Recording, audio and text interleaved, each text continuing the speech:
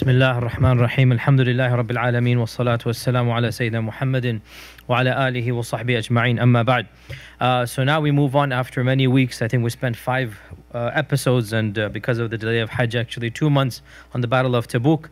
So now we move on actually to the next series of incidents. And we are now in the 9th year of the Hijrah, in the middle of the 9th year of the Hijrah. And this is the... And by the way, we're coming to the end. SubhanAllah, there's not that much left now. It is even possible we only have a few months left of our series. And this year, the 9th year, is actually called Aam al-Wufud, the year of delegations. And the topic of delegations is one that is typically discussed at this juncture. So we're going to follow what is customary and talk about the delegations. But there's a number of issues when it comes to the delegations. First and foremost, the delegations didn't just occur in the 9th year after the Battle of Tabuk. Rather, the delegations actually began probably around the Battle of Ahzab, 5th year of the Hijrah. And they lasted to the very last month of the life of the Prophet ﷺ.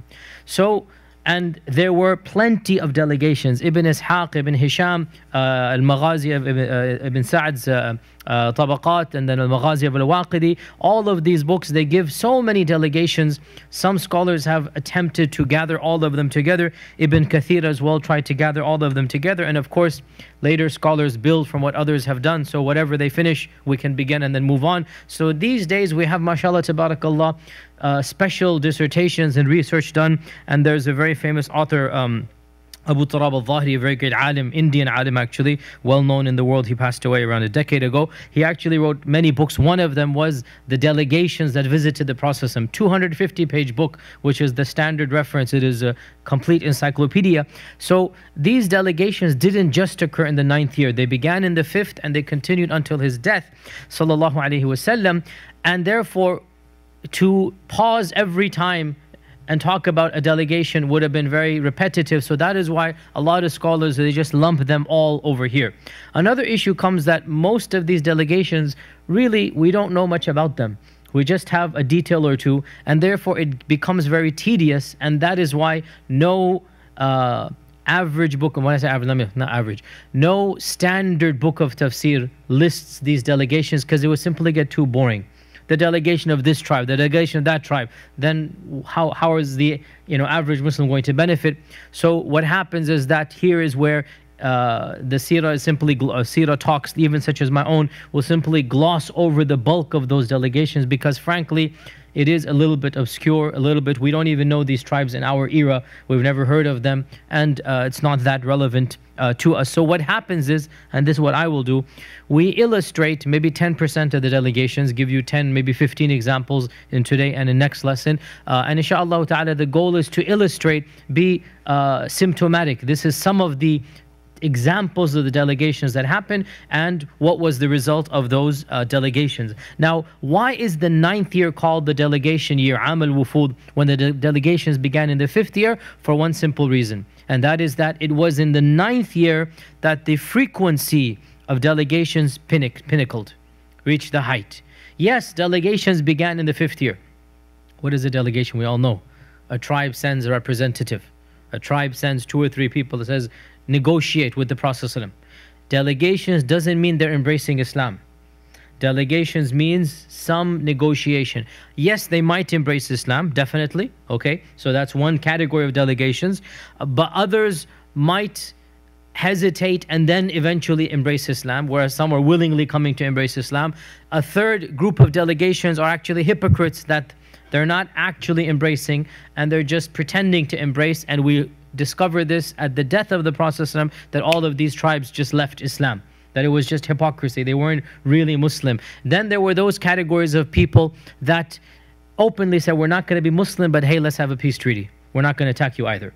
Right? So those are another type of delegation. So all of these delegations, by the way, you also had another extreme, and that is delegations of threat, delegations of, I don't want to accept you, such as Musaylama al-Kadhab. He's one of the delegates. Musaylama, the liar, he met the Prophet ﷺ in his lifetime. He visited Medina, and he was the head of the delegation of his tribe from Yamama. He's the one who attempted to negotiate. You have half the earth, I'll take the other half, right? He is one of the delegations. So not every delegation is the same. Everyone is different. But in the 9th year of the Hijrah, the sheer quantity of delegations became so much that it is called Aam al-Wufud, the year of delegations, because after the conquest of Mecca, and especially after the success of Tabuk, now it appeared to be a success because the Muslims came back unvanquished. The Romans didn't appear. The Ghatafan did not appear. So who's technically the winner? Well, the other side doesn't show up. You win. The default is you win.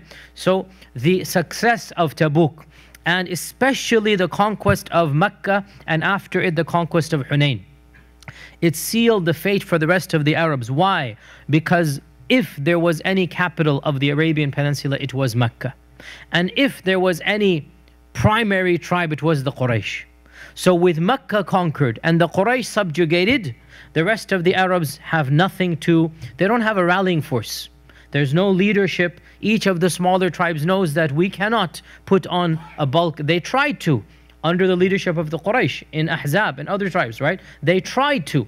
The Quraysh would have been the only tribe they would possibly have united under, and that didn't work even at Ahzab. So with the conquest of Mecca and the conquest of Hunain and the battle of Tabuk, it's a done deal that the other tribes have to figure out, either embrace Islam willingly or unwillingly, or declare Allah war, which is what Musaylim al-Kadhab did, right? Or have some type of treaty that I'm not going to be a Muslim, but let's have a peace treaty. And by the way, at this stage, you were allowed to be a pagan in the Arabian Peninsula. It was allowed in the early stages, 6th, 7th, 8th year. Okay, let's have a peace treaty.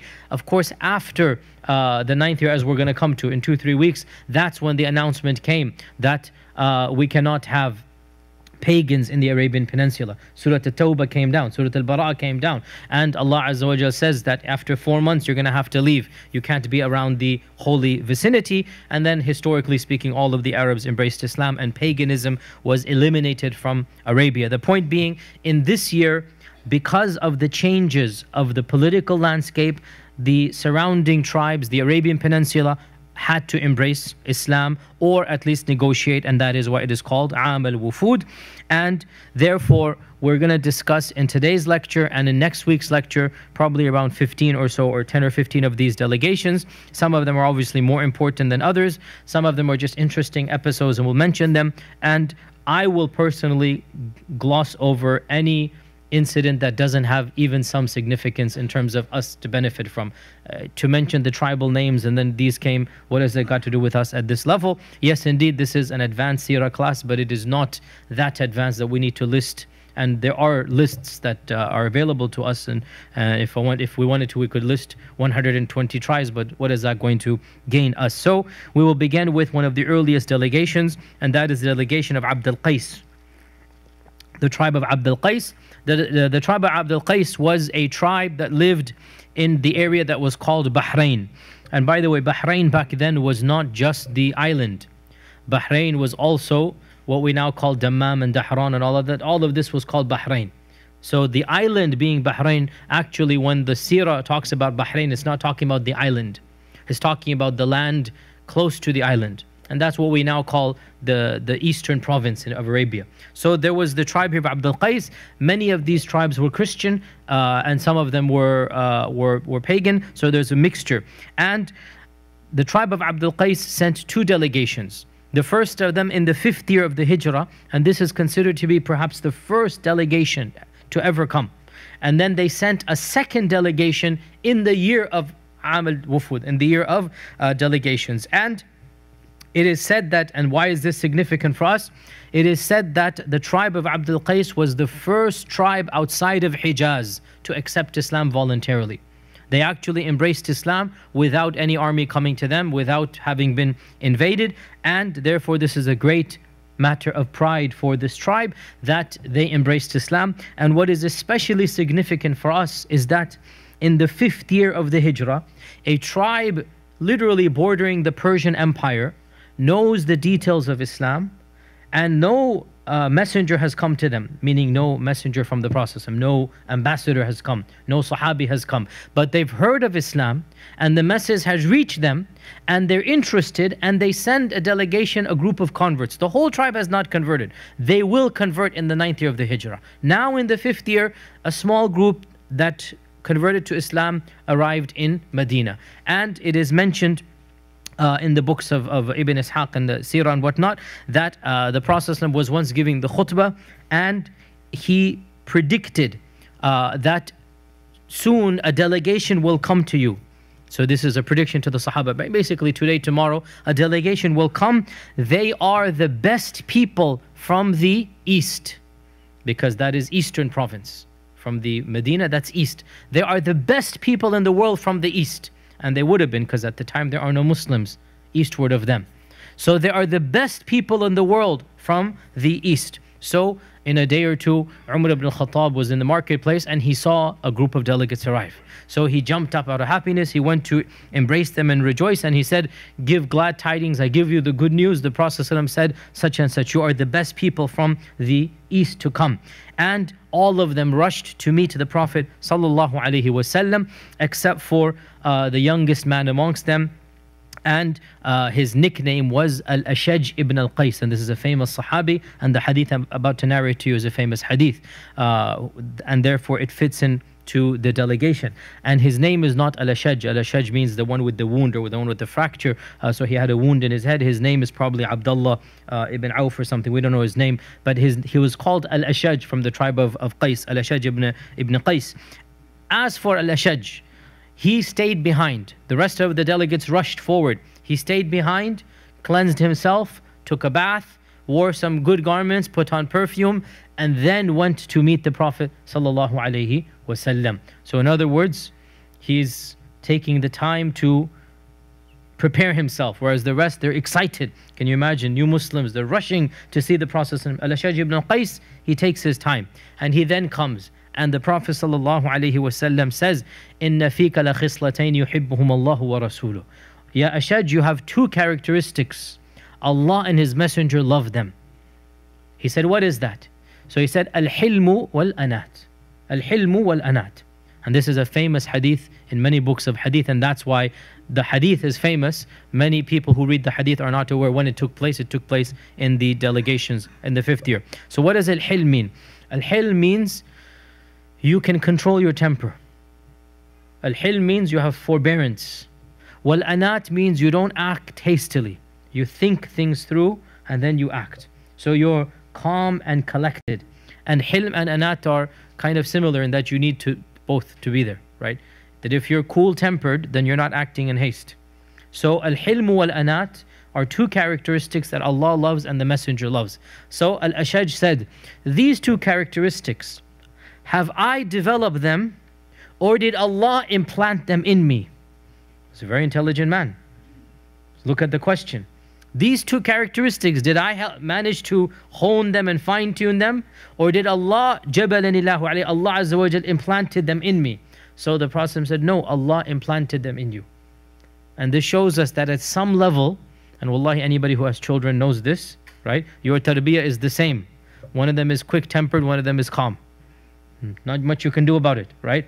One of them is this, one of them is that. And you know this even since they're babies. The parents know what I'm talking about, right? It's beyond your control. Allah, and there's an element you can control, there's an element beyond your control. So the element that you cannot control, the Prophet said, Allah gave it to you. These are khislatan jabalakum Allahu alayhima. Allah implanted them in you. So look at his response, and what an intelligent man. Alhamdulillahi alladhi jabalani. Allah, all praise be to Allah who has implanted in me characteristics that He loves. Right? So a very intelligent man, and you can tell that this man is going to go far, and that's what Al-Ashaj ibn al-Qais is a very famous Sahabi because of this. Then they said, O Messenger of Allah, Ya Rasulullah, between us and you is the tribe of Mudar. So the tribe of Mudar occupied a land in between Bahrain and Medina, and Mudar is a pagan tribe, and they are fighting us, so we can only come to you in the sacred months, Ashhurul Hurum. And this shows us some of the wisdoms of sacred months where the whole land is in peace, and you're not allowed to fight. So we can only come to you in Ashhurul Hurum, which means after we come back, we will not be able to come for at least 1 year. So, Ya Rasulullah, tell us something that will cause us to enter Jannah, and we can teach our people when we go back. So this is a very intelligent tribe.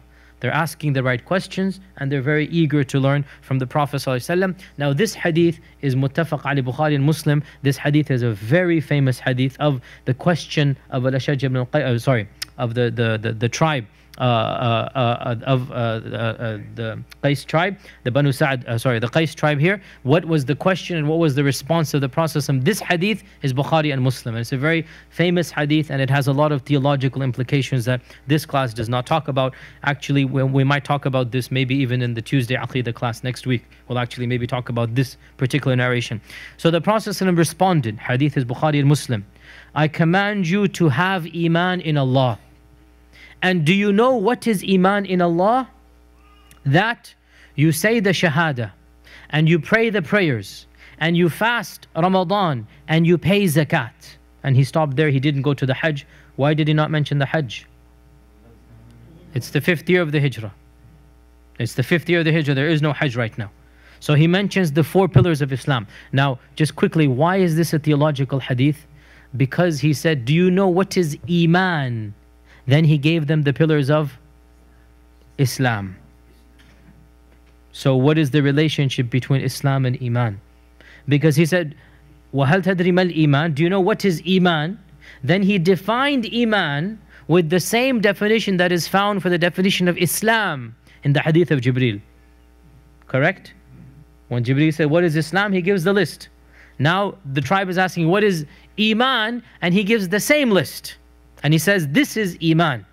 But the list is the list of Islam. So that's the theological question. Now is not the time. This is a Seerah class. But this is why the hadith is very deeply discussed. That what is Iman then? And what is Islam? And what is the relationship between the two of them? And then they mentioned that they were a tribe that lives in cold weather. And so they, is it allowed for them to drink the sharab? The khamr. And so the Prophet said, no, Allah and His Messenger have forbidden. And he mentioned every single type of sharab that they have. So in our times it would be whiskey and rum and spirits. So he literally listed the types of sharab that they had. And this shows us the knowledge that he had of their culture. That these are, ad-dubba'i wal-hintami. He literally listed one by one. He goes, Allah has forbidden this and this and this and this. All of them that they would drink. So that was the primary message that the Prophet sent back with them. And it is said that they were the first group to build a masjid outside of the Hijaz, and they were the first group to have Jum'ah outside of Medina. So they built a masjid on the other side of the Arabian Peninsula in their region. And I have heard, I'm not positive about this, that the location of the masjid is still operating as a masjid. I'm not sure about this, but this is something that I have heard and I have not been able to verify. This is the first delegation. The second delegation we'll talk about is the delegation of Banu Sa'd ibn Bakr. Banu Sa'd ibn Bakr. And where is our note taker? He's not here today. Who can tell me who is Banu Sa'd ibn Bakr? Now this tribe you should know.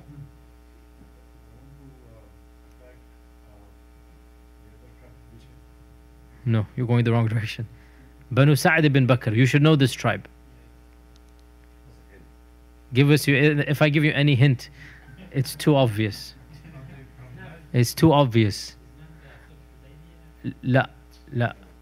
They are not from Najd, they are from the Hijaz. They are from the Hijaz.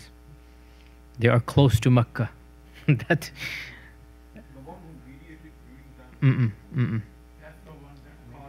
Halima as-Sa'diyya. As-Sa'diyya. As-Sa'diyya. It's not from Najd. Hijaz. Hijaz.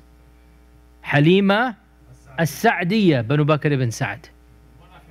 Right? Halima as-Sa'diyya. She is from the tribe of Banu Sa'd. Okay, so this is the tribe that was around Mecca. They were around Ta'if, to be honest, and they would come down to Mecca in the summer months to get the children, as we studied how many years ago? 3.5 years ago, mashallah, tabarakallah. And so they would take care of the Quraysh and children, and this is the tribe of Sa'd ibn Bakr.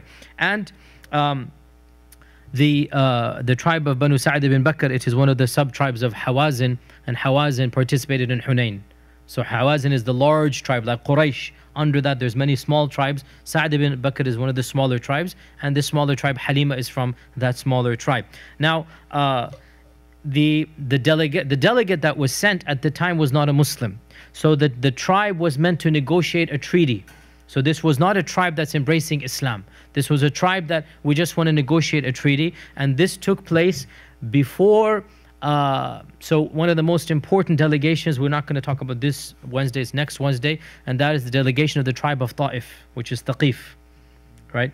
Thaqif is the big enemy still. Remember, they haven't won, right? Hunayn happened and they went back. So Thaqif we'll talk about next week, they're going to come. So before Thaqif, this tribe, one of the tribes of Hawazin, comes and negotiates a peace treaty, right? So they send one of their elders, and his name is Dhimam ibn Tha'laba. Dhimam ibn Tha'laba. And Dhimam ibn Tha'laba, now the tribe of Hawazin, who can remind me, Hawazin and Thaqif were the two tribes of Hunayn, if you remember. What was the difference between Hawazin and Thaqif? The main difference. This was just 2 months ago. Thaqif were residents of Ta'if. Hawazin were the Bedouins, like that, and that's why Halima Sa'di is from the Bedouins, because the residents are not going to go take care of the kids, it's the Bedouin. So Hawazin and Thaqif are like distant cousins, they go back to the same person. One of them, his descendants are Bedouins, the other one, they're residents of, so they are Bedouins. And when you're Bedouins, what does that mean in terms of your manners? Very rough, none. None. So this is why we need to understand the hadith of Dhimam is a hadith that tickles people all the time, because it's a very blunt hadith, it's a very harsh hadith. So this Najdi, not Najdi, this Hawazini chieftain comes in, and he was a crude man, extremely hairy and gruff and tough, and he actually had 2 ponytails. You know, the Bedouins in those days, the men would have ponytails, the Bedouins. And still, until recently, if you look at pictures of the Saudi Bedouins of 100 years ago, 70 years ago, you still find them with ponytails. I think now it's almost gone, maybe it's still around, but the men would have ponytails, only the Bedouins. So the Imam comes in and he has 2, like a Rasta, mashallah, he's like got the 2 hanging this way. And he brings his camel all the way to the door of the masjid. And he parks his camel, he sits his camel down right at the door, you can see it. Then he barges in and he says, "Where is the son of Abdul Muttalib?" And so the Prophet said, "I am here." Now pause here, subhanallah. Do we see the wisdom or some of the wisdoms of why Allah chose the Prophet's lineage to be the most prestigious lineage? This is a Bedouin, ignorant, uncouth, never literate, yet he knows Abdul Muttalib. And he knows the man who's claiming to be a prophet is his grandson, the son, right? And this no doubt has an impact on their embracing of Islam as well. That look, if I'm going to embrace Islam, let it be from somebody whose lineage we can admire, because from them lineage is everything, right? So Abdul Muttalib is so famous that even a chieftain Bedouin, you know, from another tribe admires him. Goes, "Where's the son of Abdul Muttalib?" That's how he knows. And that's why if you go back to the battle of Hunayn, what was the Prophet saying? "Ana ibn Abdul Muttalib, ana nabiyyu la kadhib." I am the true prophet and I'm the grandson of Abdul Muttalib, because at that time that's the rallying call needed. So he says, "Ayyukum, which one of you is Ibn Abdul Muttalib?" So the Prophet said, "That is, I am the son. Ana ibn Abdul Muttalib." And he called himself, "I am the son of Abdul Muttalib." Now in Arabic, Ibn can mean son and grandson. I am the son or the grandson of Abdul Muttalib. So the Imam comes up to him, he's standing, all of the Sahaba are sitting, and he says, "Anta Muhammad." Now look at his gruffness, right? "You are Muhammad." Now he mentions by name. "You are Muhammad sallallahu alayhi wasallam." And the Prophet said, "Na'am, ana Muhammad." Yes, I am Muhammad sallallahu alayhi wasallam. So the Imam says, "I will ask you, and I'm going to be very tough with you, so don't get angry at me." So at least he had enough adab to make this excuse. Okay, "I will ask you, inni sa'iluka fa mushaddun." I'm going to be very strict with you, so make sure you don't get angry at me. So the Prophet said, "Sal ma badalak," ask whatever you want. Go ahead, ask. You know, throw it at me. What can you ask me? So the Imam said that your messenger, your envoy came to us, and he told us that Allah has sent you. So the Prophet said, he has spoken the truth. In other words, he's saying my messenger is speaking the truth when he says, I'm the messenger of Allah. He has spoken the truth. So the Bedouin says, and I like this melodrama, right? The Bedouin says, فَمَنْ خَلَقَ السَّمَاء? Who created the sama? He said, Allah. Who created the earth? Allah. Who created the jibal? Allah. Who put everything here? Allah. So then the Imam says, so I ask you by the one who created the heavens, and the one who created the earth, and the one who created the mountains, and the one who placed everything here, I ask you by Allah, are you swearing that Allah has sent you to us? This is now he's building the melodrama. It's such a simple question, but he's trying to get the suspense here, and also from this simple mind, he is feeling that if you're swearing by Allah, then you're not going to be lying here, right? So the Prophet said, I swear by Allah, I am sent by Allah. So the Imam says that, and your messenger also, your envoy also said that Muslims have to pray, or we have to pray 5 times a day. So I ask you by the one who has sent you, did Allah command you to tell us to pray 5 times a day? I don't trust the messenger. Did Allah tell you to tell us to pray 5 times a day? So the Prophet said, yes. And then the series of questions goes on. Your messenger said that we're supposed to pay zakat. Did Allah, I ask you by the one who sent you, did Allah ask you to do this? And he said, yes. And then fasting, and then Hajj. This time Hajj is mentioned because this is the 9th year of the Hijrah. And by now, the command for Hajj had been revealed, as we will mention in 2-3 weeks. And so Abu Bakr went for Hajj next month. So we're going to talk about this soon. So now Hajj is revealed. Now, according to some narrations, this is the same man or the same Bedouin whose hadith we always hear about. That he said, do I have to pray anything more than the fard 5 prayers? And the Prophet said, no, unless you want to. So then he said, do I have to pay 1 bit more zakat? No, unless you want to. Do I have to fast 1 day outside of Ramadan? No, unless you want to. So he finishes the whole hadith. Then he says, I swear by the one who has sent you with the truth that I shall follow this, what you have told me, and not increase 1 bit or decrease. Not la azidu ala shay. I'm not going to do 1 bit more than this bare minimum skeleton and nothing less. And then just as melodramatically as he came in, he barged out and he went back, right?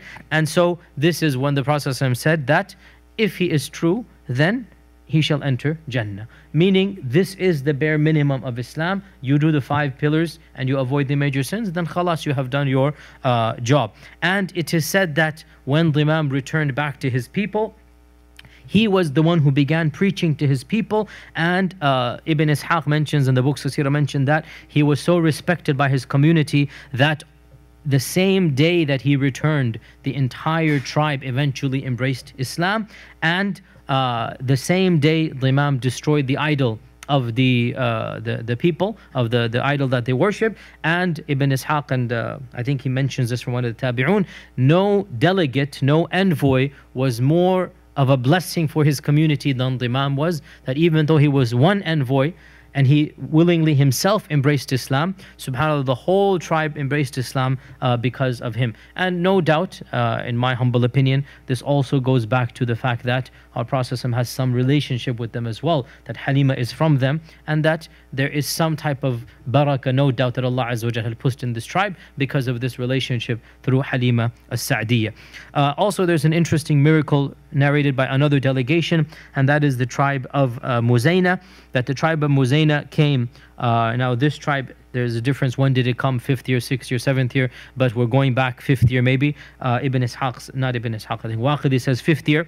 And the entire tribe came to embrace Islam.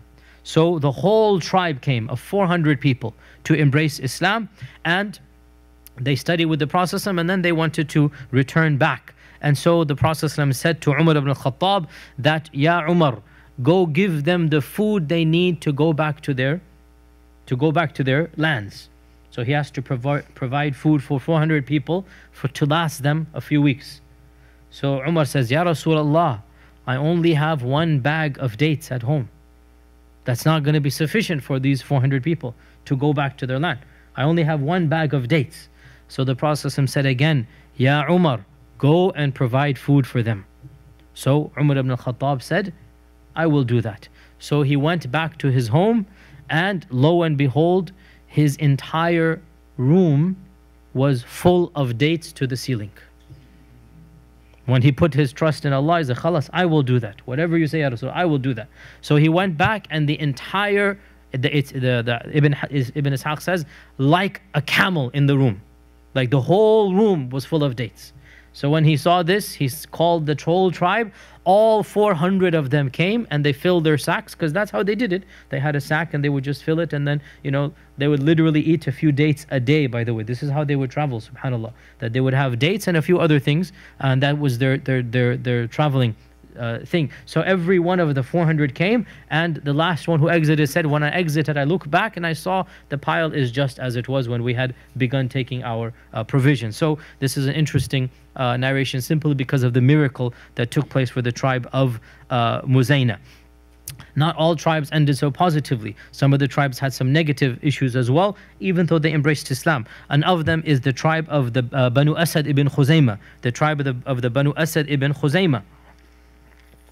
And they were 10 in number, 10 people, and they came loudly inside of the masjid, and they said, O Messenger of Allah, we testify to the Shahada, and we are Muslims, and we would like you to know that we have come to you without you sending anybody for us. And we have accepted Islam without any of you having to fight us. And so we are not like the other Arabs. And we have had to travel in the darkness and in the cold in order to come to you. So they kept on bragging about what they had done. And Allah Azza wa Jal revealed regarding this tribe, يَمُنُّونَ عَلَيْكَ أَنْ أَسْلَمُوا قُلْ لَا تَمُنُّوا عَلَيَّ إِسْلَامَكُمْ بَلِ اللَّهُ يَمُنُّ عَلَيْكُمْ أَنْ هَدَاكُمْ لِلْإِيمَانِ إِن كُنْتُمْ صَادِقِينَ. They think they have done you a favor by embracing Islam. So this is this tribe here, and that is the Banu Asad ibn Khuzaymah. This is this tribe. They think they're boasting to you that, oh, we are such good Muslims. You didn't have to fight us. We came to you. You didn't have to send. We were the ones. We had to travel through the darkness and through the cold, and we're doing this. So they're boasting about themselves. We're not like the other Arabs. And Allah Azza wa Jalla is saying, they think they're doing you a favor. No, Allah has done them a favor. Now this shows us they were Muslims.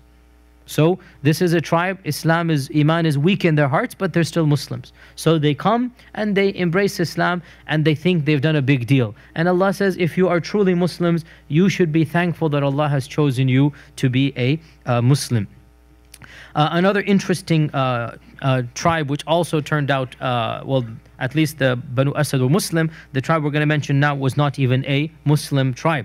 And that is the tribe of Banu Amir ibn Sa'sa'a. And I have mentioned this tribe before, but I will not quiz you because it is a little bit advanced. This is the tribe that was responsible for the massacre of the well of Ma'una. This is that tribe. The well of Bi'r Ma'una, this is Bi'r Ma'una, this is that tribe. The Banu Amir ibn Sa'sa'a. And in fact, one of the main instigators, Amir ibn Tufayl, and we mentioned his name before, physically came to Medina as a part of the delegates. But he had no intention of embracing Islam. And all of the details of this are mentioned in Ibn Ishaq and others, that Amir ibn Tufayl said to his henchman by the name of Arbad ibn Qais, that let us get rid of this man. So this is an assassination attempt. And this is taking place most likely in the 8th or the 9th year. We don't know exactly when this is taking place. It could be before the Battle of Tabuk. It is my instinct it is before the Battle of Tabuk, but we don't know. And this is one of the problems of the delegations. Obviously, we don't have a calendar yet running. We don't know. When did this happen? I personally find it impossible to visualize an assassination attempt when the Mecca has been conquered, and most likely this is taking place before the conquest of Mecca. Because once Mecca is conquered, khalas, there's just nothing that it's a hopeless battle. So it seems to be this is taking place maybe 7th year or early 8th year of the Hijrah. That the tribe of Banu Amir ibn Sa'sa'a comes and they have this attempt. And what does Amir ibn Tufayl say? And Amir ibn Tufayl was one of the main instigators. His name has come up before. That he says to Arbad that, come, let us get rid of this man, assassinate him. I will distract him with a series of questions, and when I give you the signal, you pull out your dagger and stab him. Most likely would have been a poison dagger or something, because usually a dagger will not kill you. Most likely it's poison. Those days, as you know, we've seen in the Seerah before, there have been poisoned attempts as well against the Prophet, including the sheep that the Yahudi and all of this. So they had poison and they knew how to use it. And also in Ali ibn Abi Talib, how was he killed? So they knew how to put, now the Seerah books don't mention this, but it is again my assumption. This is the point, that just one poison, and then the deed will be done. So Arbad agrees that yes, let us go do this.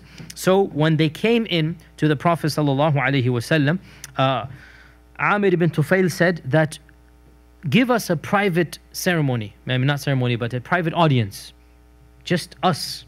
And the Prophet said, no, not a private audience, until and unless you embrace Islam. So conversation went, then he's tried again. We want a private audience. And when he realized it's not going to happen, so then when he realized it's not going to happen, he gave him the secret signal. Whatever it was, it's not mentioned. Whatever it was to give this, okay, we're not going to get the private audience. Let's just do the deed and flee from the scene. He gave him the signal, and Arbad did not do anything. So the conversation continues. He gives him the signal again. Arbad doesn't do anything. Again continues the third time when Arbad doesn't do anything. So he realizes it's not going to happen. So to conclude the back and forth, so he says, I give you three options. Look at his arrogance. He's talking to the Prophet. I give you three options. Number one, if you want, you take charge of the people of the cities, and I will take charge of the Bedouins, meaning we'll split leadership. You will take mastery of Makkah, Medina, whatnot. I'll take charge of whatever is in between. Because he was a Bedouin, he's used to the Bedouin lifestyle. So he said, we can split it. If you don't do this, then the second option, you make me the leader after you. And if you refuse the both of these, then the third option, and that is 1,000 male camels and 1,000 female camels against you, meaning an army against you from my side. So look at the arrogance of this man, Amir ibn Tufail, that he's basically telling him, either you share your power with me, or I'm going to fight you and I have the bigger army. And so the Prophet ﷺ refused to accept any of these conditions, obviously. And then he said that Allah Azza wa Jal will stop you. Oh Allah, Allahumma kfini Amir ibn Tufail. Oh Allah, I put you in charge of being sufficient for me against Amir ibn Tufail. This is a dua, by the way, that we should memorize. Allahumma kfini sharra fulan, or Allahumma kfini fulan. Oh Allah, you are sufficient for me. Allah kafi. Allahumma kfini, right? Oh Allah, you are kafi. Allahumma kfini. Oh Allah, you are a sufficient protector. You're enough of a resource against me, against so and so. So whenever we're in trouble and there's a particular person or an enemy or something like this, we should make this dua that Allahumma kfini sharrahu, Allahumma kfini sharra fulan, Allahumma kfini, and you can even mention the name. Just like the Prophet said, he realized this man is evil. So he said, oh Allah, I put you in charge. You are enough for me against Amir ibn Tufail. Oh Allah, take care of him and guide his people. Subhanallah, you make dua against a person, but you make dua for the community. And this is the prophetic methodology, that yes, this man is evil, it doesn't mean his whole tribe is evil. So Allah, take care of him, but guide his people to Islam. So they exited from the Prophet ﷺ, and Amir became furious with Arbad, that what was the problem with you? You are considered to be the most powerful warrior. That's why I chose you out of all of the people. And yet you didn't obey what I'm telling you to kill, kill, kill. And he says, don't get angry at me. Listen to my story that when I entered in upon the Prophet, it was my niyyah to do as you intended. But when I entered in upon him, I could only see you and not him. And every time you're giving me the signal, I can only see you. So did you want me to kill you? I didn't have any option. I couldn't see him. And of course, this is not the first time that Allah Azza wa Jalla has protected directly the Prophet sallallahu alaihi wasallam. وَجَعَلْنَا مِن بَيْنِ أَيْدِيهِمْ سَدًّا وَمِن خَلْفِهِمْ سَدًّا فَأَغْشَيْنَاهُمْ فَهُمْ لَا يُبْصِرُونَ. And also Abu Jahl and others multiple times in the seerah that simply you just cannot see. So the man could not even see where is the Prophet. So how do you expect me to kill him? I didn't even know where he was. I could only see you and you're giving me the motions. Go, go. Where? I don't see him. Don't see anybody there. And so this shows us again the miracle of the Prophet sallallahu alaihi wasallam. And then the both of them suffered a very evil demise. And this is what is to be expected for those who attempt to assassinate the Prophet sallallahu alaihi wasallam. As for Amir ibn Tufail, it is said that on the way back to his tribe, he stopped at the house of a, how shall we put this, a service lady, let's say, right? of ill repute, let us say. And he spent the night in that house, and in the middle of the night he became afflicted with some type of disease, and the disease spread throughout his body. And when he realized he's about to die, he says, Amir ibn Tufail will die in such a house. Like, how embarrassing is it that I'm dying here and with this disease, like the disease of animals, so we can assume something is spreading on his skin, a'udhu billah, something. And it was fast, it's happening in one night. So he mounted his horse in the middle of the night and he fled away in the darkness, never to be seen again, because he didn't want to die in such a location, let's say. He didn't want to die in such a location, so he just literally fled, and khalas, his body was never found. He's wherever he is, Allah Azza wa Jalla took care of him. And as for the one who actually had the dagger or the knife, Arbad, subhanAllah, what an amazing story, and a verse of the Quran was revealed about that. And that is, we're going to come to Surah Al-Ra'd, that as for Arbad, so he proceeded onwards. His companion, he thought he's just spending the night, he'll catch up with me, never caught up with him. Arbad returns all the way back to his people, and they say, what happened, where were you? And so he tells them, oh, I have just come from the man, whatever, who claims to be a prophet, and he said something very bad about Allah subhanahu wa ta'ala that I'm not going to repeat over here, but he basically cursed Allah, astaghfirullah. He was very bad in his, he was just enough said about this. And so he said something that is not appropriate at all in any sense of the term. And lo and behold, the next day he went out on his camel, and in front of his community, lightning came from the heavens and consumed him and his camel right then and there, incinerated the both of them. And it is said that he is the reference in Surah Al-Ra'd, verse 11, 12 and 13. Surah Al-Ra'd, verse 11, 12 and 13, that Allah subhanahu wa ta'ala says that وَإِذَا أَرَادَ اللَّهُ بِقَوْمٍ سُوءًا فَلَا مَرَدَّ لَهُ وَمَا لَهُم مِّن دُونِهِ مِنْ وَالٍ. When Allah wants to inflict a punishment on a people, nobody can avert that punishment, and nobody is a protector.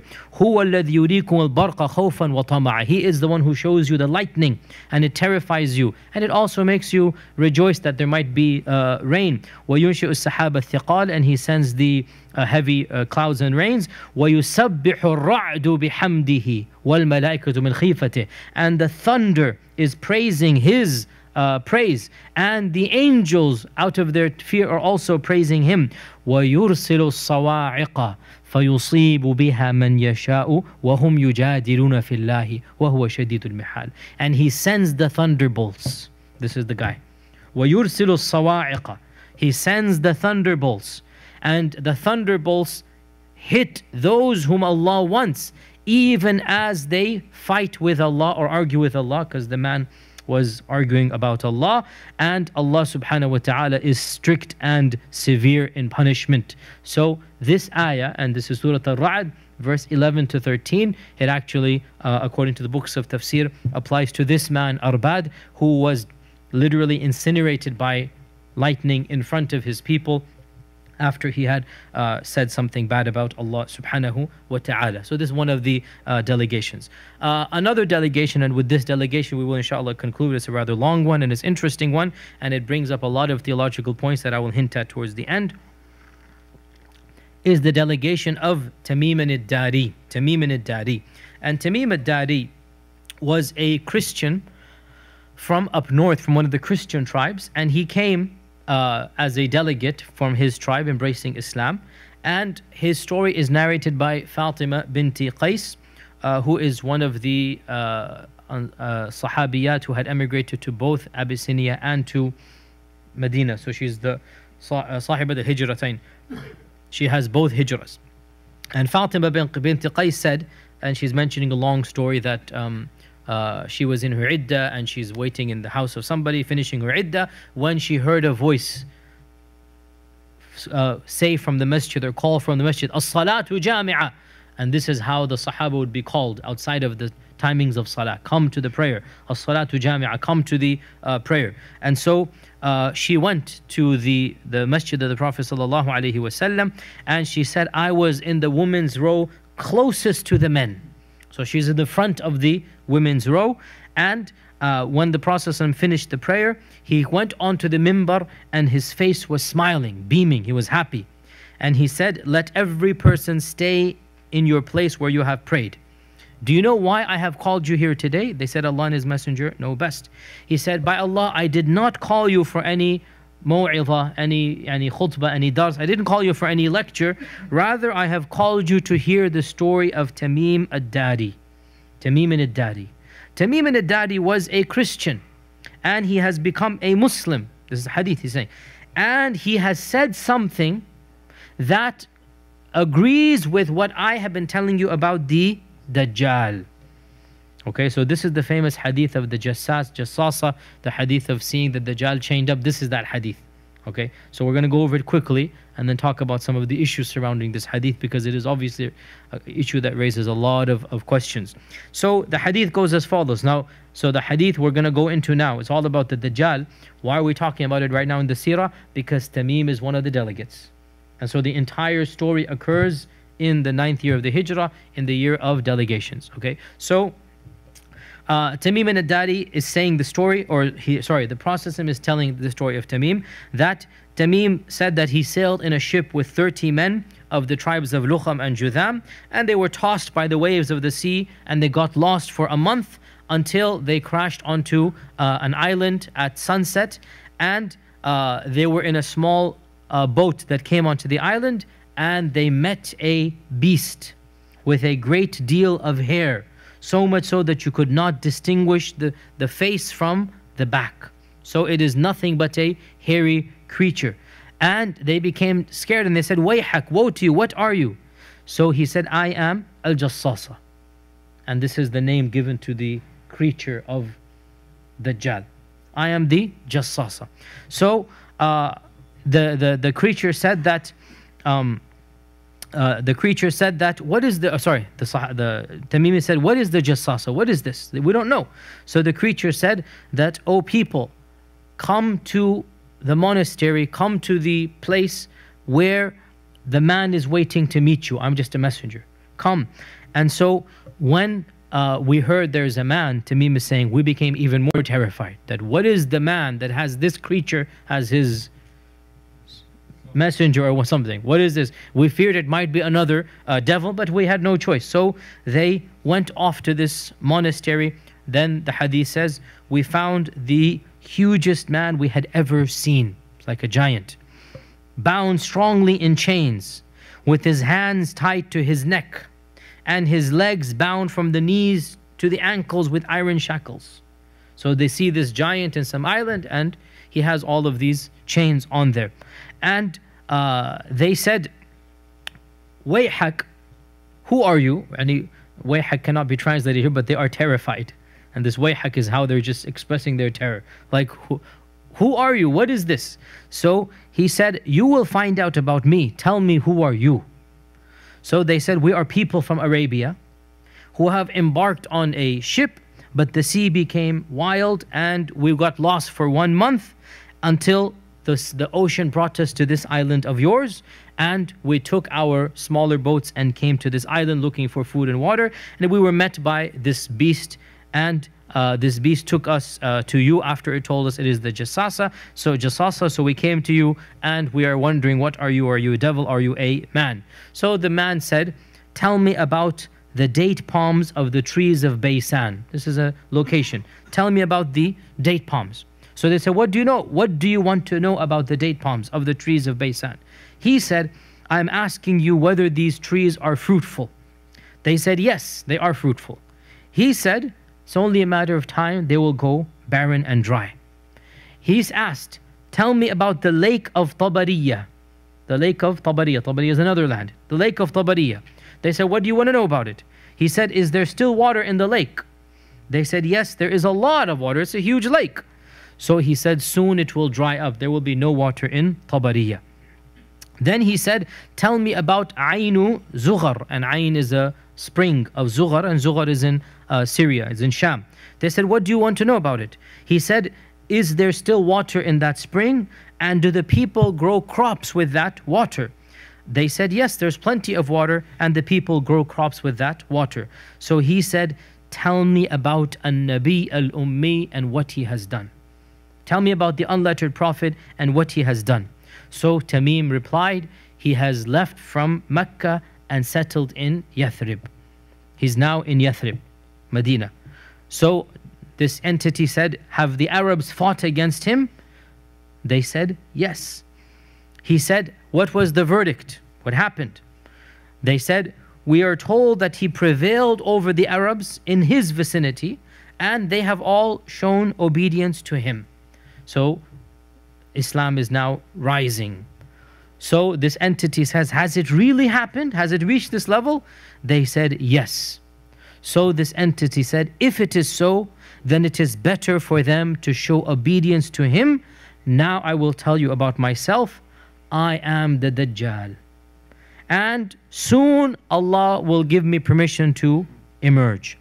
And I will come traveling in the land, and I will not spare any town, and I will stay in every town for 40 nights except for Mecca and Taibah. Except for Mecca and Taibah.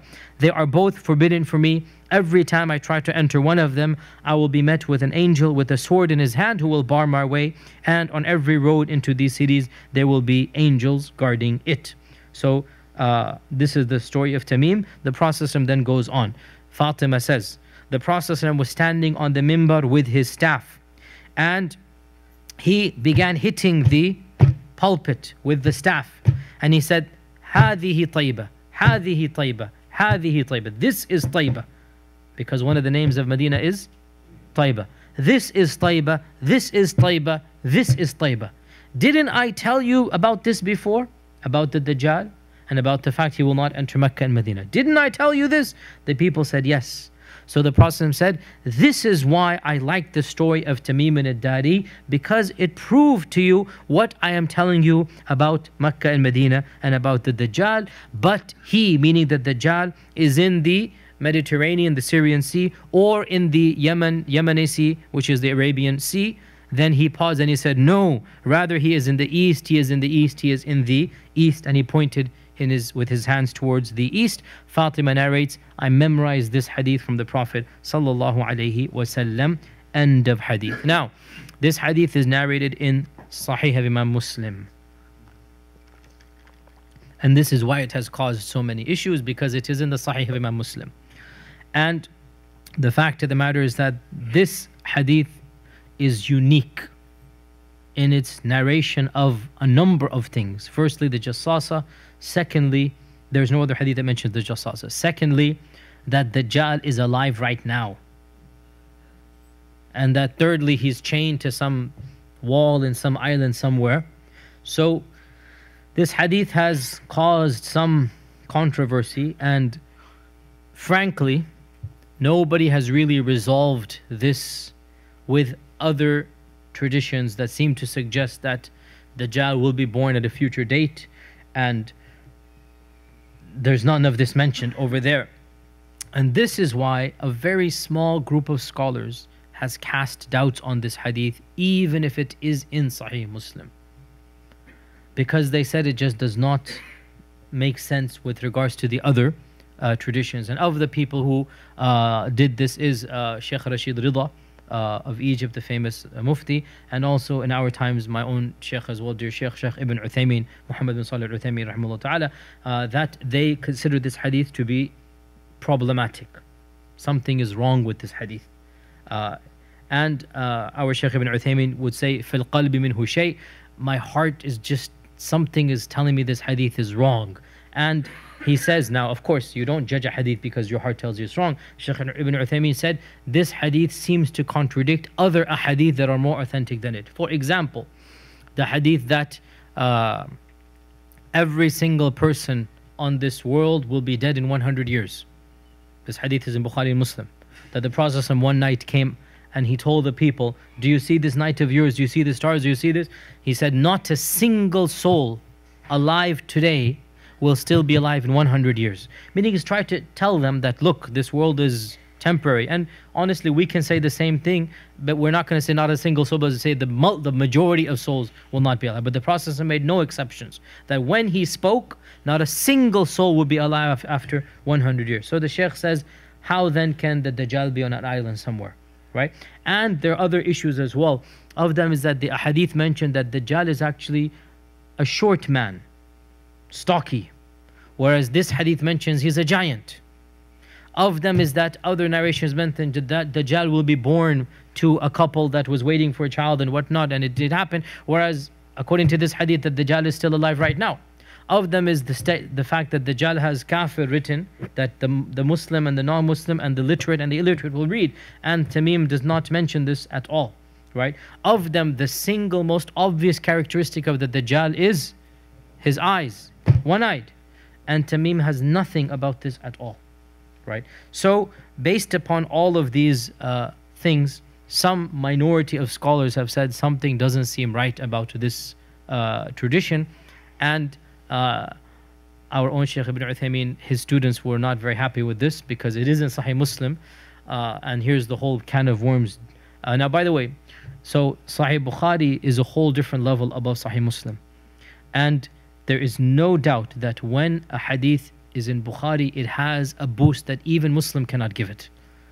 And the fact that Bukhari does not have this hadith doesn't mean that it's weak in and of itself, but it does mean that Bukhari himself, did not like it to his standards, right? That we can say that the fact that it's only in Muslim, and there's no doubt that Muslim is one notch, one marked and clear notch underneath Bukhari.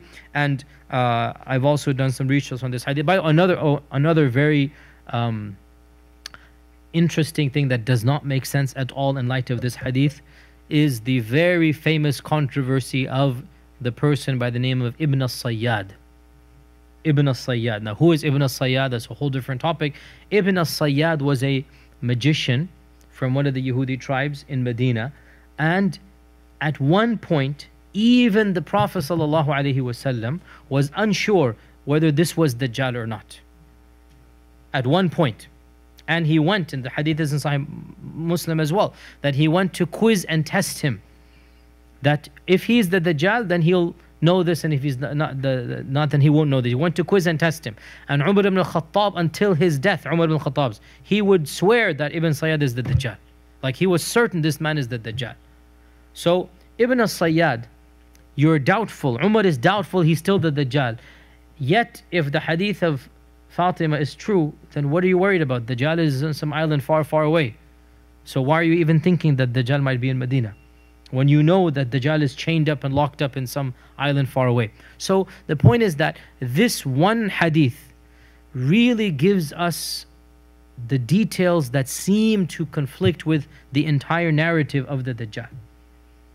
And therefore, based on this, a very small group of scholars have said something doesn't make sense about this hadith. Not because it goes against my mind and your mind, but because it contradicts a whole series of other evidences that are stronger than it. And in fact, I today was doing research on this hadith, and I came across a paper by another student of Shaykh Ibn Uthaymeen, who's a very famous scholar of Kuwait. His name is Dr. Hakim al-Mutayri, and he has a website and whatnot. He has an entire research paper about this one hadith, that he goes, when I heard the Shaykh say, Shaykh Ibn Uthaymeen, that this hadith is weak, I said, let me go research it.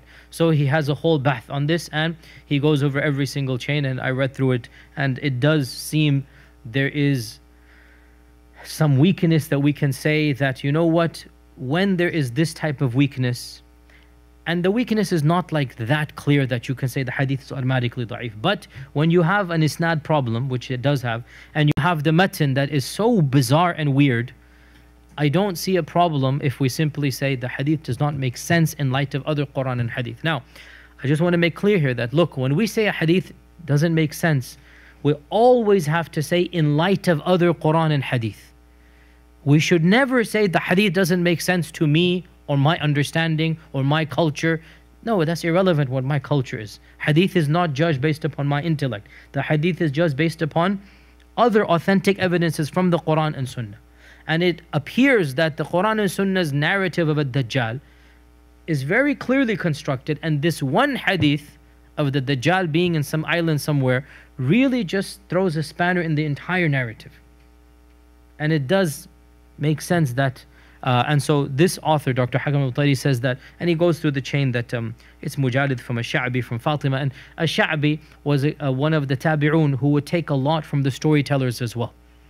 So he says it appears that this is one of those things that maybe a Sha'bi, according to this guy, maybe he took it from a story, a fable, a legend, and later on people mistook it to be a hadith. And Allah knows best. Allah knows best, but I have to say that I kind of agree with the Shaykh as well in this regard, that Allah knows best. And nonetheless, if the hadith is authentic in the eyes of Allah, if it is true, then I believe it. If the Prophet ﷺ said it, then we believe it. But the question is, did he say it or not? And there seems to be a big question mark on it. And in my humble opinion, this hadith raises more questions than it solves. And there are issues with its isnad, and there are issues with its matan. So we say that Allah knows best, but like my Shaykh said, fil qalbi minhu shay, something doesn't seem right about this hadith, and Allah knows best. Inshallah, we are done with today's lecture. Before we have actually, let's do some questions and have an announcement on behalf of somebody. Go ahead, Bismillah. Does this mean that Makkah and Medina also not safe from the Dajjal? As for Makkah and Medina and the Dajjal not entering it, we have many narrations from other than this hadith that the Dajjal will not enter Makkah and Medina. So this fact is narrated by at least 6 Sahaba. In multiple narrations we have it. So that's not a problem. Even Umar radiallahu anhu, he thought that Dajjal is there, or Prophet even thought. I mean, how could it be there? So some scholars say that Dajjal will not be able to enter Mecca and Medina when he becomes Dajjal. And Ibn al-Sayyad at this point in time was obviously not the Dajjal, because had he been the Dajjal, you would have seen all the signs. So when the Dajjal will be born, people will not know he's the Dajjal. When he's growing up, he will not be known to be the Dajjal. So at that stage, he can enter Mecca and Medina. But as Dajjal, he cannot enter Mecca and Medina. So he will become the Dajjal one day. And when that happens, he will not be able to enter Mecca and Medina. Okay, other questions? There's no narration about that. So it seems to be possible. There's no narration about that.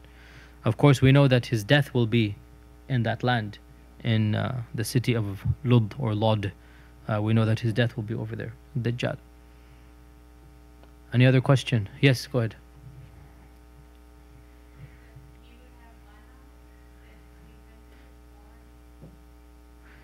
So we don't go into the whole issue of Dajjal. By the way, I gave a whole talk about the signs of the Day of Judgment. I gave I think 5 weeks lesson. And we went over all of the stories of Dajjal. Did you not attend that? I think you did. Huh? We went over all of the hadith of the signs of the Day of Judgment and the Dajjal. So both of his eyes are problematic. One of them is not straight, is crooked. The other looks like a fermented grape. So both of his eyes are horrible to look at. But one of them he can see, and the other one is completely blind.